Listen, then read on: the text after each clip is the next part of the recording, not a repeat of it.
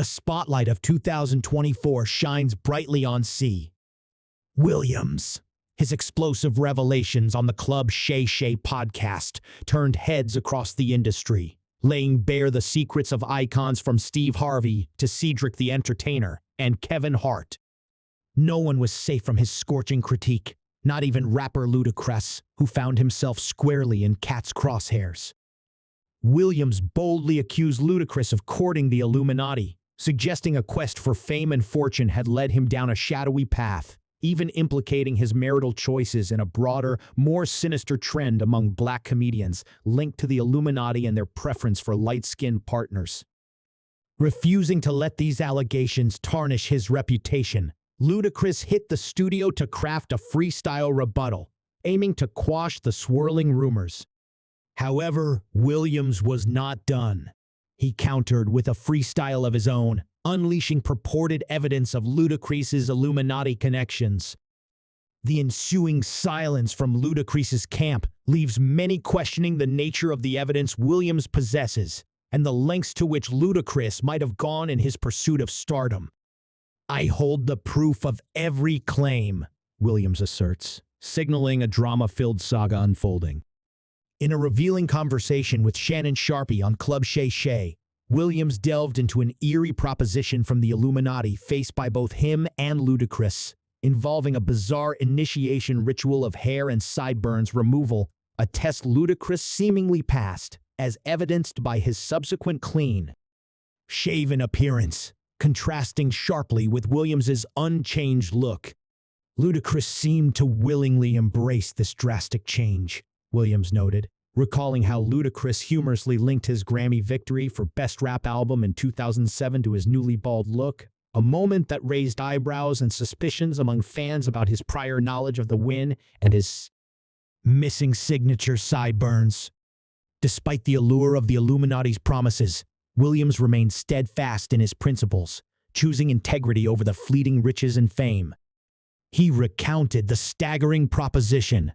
The next offer was to the tune of $200 million for 20 movies, making it clear the choice that lay before us, Ludacris or myself, Katt Williams. Thus unfolds the narrative of Ludacris's alleged pact with the Hollywood elite, a tale that through Williams's eyes reveals a troubling yet fascinating glimpse into the machinations behind the glittering facade of celebrity.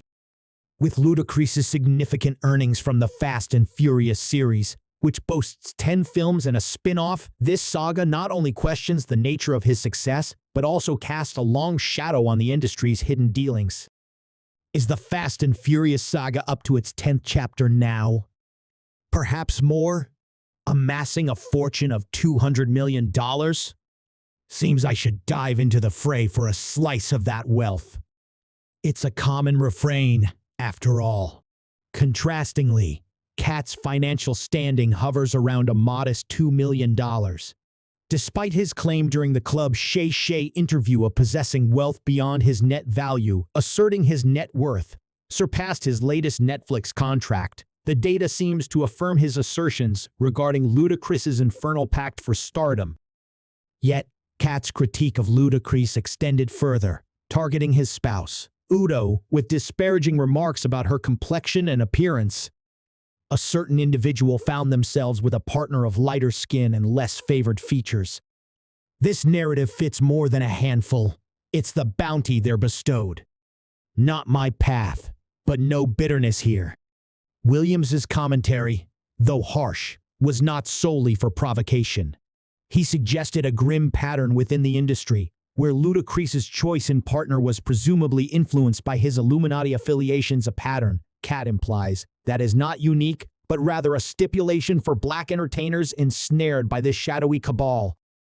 Williams exposed the manipulative tactics of the elite, preying on the naive ambitions of emerging talents, persuading them into compromises against their will, yet later defended as personal decisions. He revisited Kevin Hart's vow against cross-dressing, only to capitulate when faced with the opportunity, epitomizing the industry's coercive power. In defiance, Ludacris returned to the studio, laying down a track over Kanye West's Devil in a New Dress, articulating his journey and victories, distancing himself from the allegations of Illuminati affiliations while paying homage to John Singleton, acknowledging his pivotal role in Ludacris's cinematic journey. Ludacris's verse concluded with a pointed critique of Katt's alleged substance struggles, a narrative tactic not unique to him, reflecting a broader industry inclination to discredit Williams through insinuations of drug abuse. Kevin Hart similarly challenged Williams to own his career setbacks rather than faulting external forces. Yet, Williams countered these drug use allegations in his dialogue with Shannon Sharpe, stressing the absence of concrete evidence and framing the accusations as strategic attempts to undermine his credibility within the comedic arena. As the feud between Ludacris and Williams intensified, the latter's strategic release of a diss track hinted at deeper revelations, suggesting a calculated move to expose and unsettle, with the online community eagerly watching, weighing Ludacris's musical rebuttal as an admission of guilt.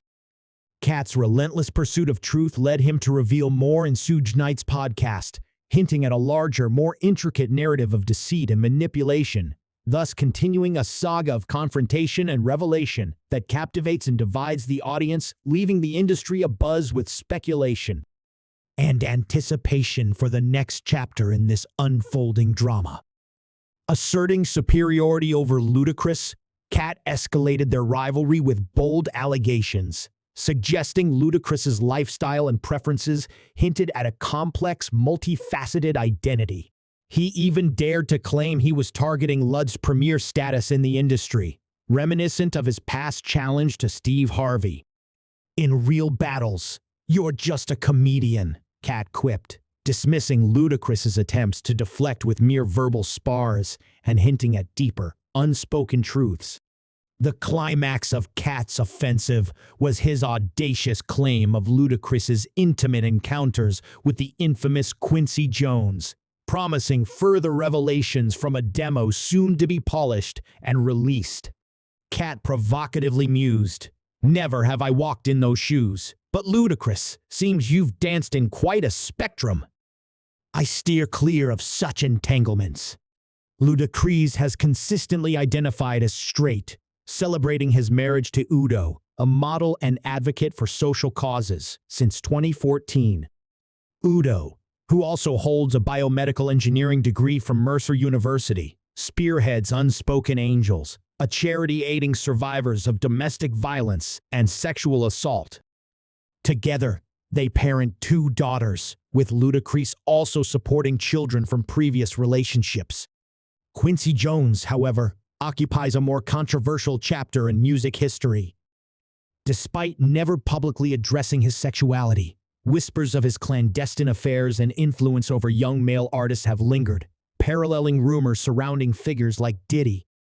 The spotlight on Jones intensified when accusations surfaced about his interactions with Tevin Campbell during his youth. Yet Campbell himself refuted these claims, dismissing them as vile fabrications, even as he later embraced his identity publicly. Jones's narrative took a darker turn with reports of his advances towards Tupac Shakur, who was romantically involved with Jones's daughter, Kadada. Rumors abounded that Tupac considered leaving Death Row Records for Quincy's label, a transition thwarted by a controversial proposition from Jones, which Tupac rebuffed, setting the stage for a feud that never fully surfaced publicly. The intended revelation of Tupac's experiences and insights, especially regarding the East Coast-West Coast rivalry, was curtailed by Angie Martinez, who chose to air only a fraction of a comprehensive interview with the rapper. Angie later expressed her reluctance to fuel the feud, prioritizing peace over sensationalism, a decision she stands by despite the ongoing speculation and the unresolved tensions that marked the era. This narrative, woven with the complexities of industry politics, personal allegiances, and the shadows of untold stories, reflects the tumultuous landscape of hip-hop and its intertwined personal and public battles. Yet, speculation swirls among fans who suspect Angie Martinez was swayed not solely by ethical concerns, but perhaps by influence from towering figures within the music industry, Quincy Jones among them. Notably, A fragment of the interview, revealing Tupac's candid disclosures about Jones, briefly pierced the internet's veil before vanishing as swiftly as it appeared. Witnesses of the era insist Tupac alluded to an unsavory proposition from Jones, a prelude to a partnership that never materialized. Echoing Katt's tenacity, Professor Griff of Public Enemy fame has dedicated himself to unearthing the clandestine dealings of Quincy Jones. Griff asserts that Jones wields enough clout to silence or eliminate any detractor within the entertainment sector. Griff's revelations about Jones, suggesting the orchestration of clandestine networks and manipulative rights within Hollywood's underbelly, have stirred considerable unease. He draws parallels between Jones's alleged practices and those attributed to Diddy, involving the imposition of degrading initiations on aspiring young male artists under their wing. Griff cites the casting of Will Smith in 6 Degrees of Separation and Queen Latifah in Set It Off as instances of Jones's influence, hinting at a broader agenda to embed certain narratives within hip-hop culture. Griff's allegations extend further, insinuating a dark right within secret societies that Jones purportedly integrates into the music industry, with Tupac Shakur's vehement refusal marking him for reprisal. This paints a grim portrait of an industry titan, leveraging his power to exact sexual favors from burgeoning talents, a narrative that Diddy, too, has recently been ensnared in. Amidst these controversies, the professional liaison between Ludacris and Quincy Jones, particularly their collaboration on Soul Bossa Nova, invites scrutiny over the nature of their relationship. Katt's insinuations have galvanized fans into a frenetic search for corroborative evidence, their efforts uncovering a telling video of Ludacris and Jones that raises more questions than answers. Ludacris's effusive admiration for Jones in the footage contrasts sharply with the silence that has greeted Katt's accusations. This absence of denial, coupled with attempts to discredit Katt over allegations of substance abuse, which he robustly refutes, leans public sentiment in his favor. The belief that Katt possesses incontrovertible evidence against his detractors lends an air of anticipation to the unfolding drama. Hollywood finds itself in a tumultuous phase, with the exposure of its darker facets from allegations of sexual assault against Diddy to disputes over equitable remuneration, and now questions surrounding Ludacris's ascent to fame. The narrative continues to evolve, with Ludacris's response, or lack thereof, fueling widespread conjecture about potential rebuttals or admissions. Amidst the unfolding spectacle, the industry braces for more revelations, ensuring the audience remains riveted to this saga of power, secrecy, and the quest for truth. So keep your popcorn at hand and stay tuned for updates on Secret Stream as this saga unfolds.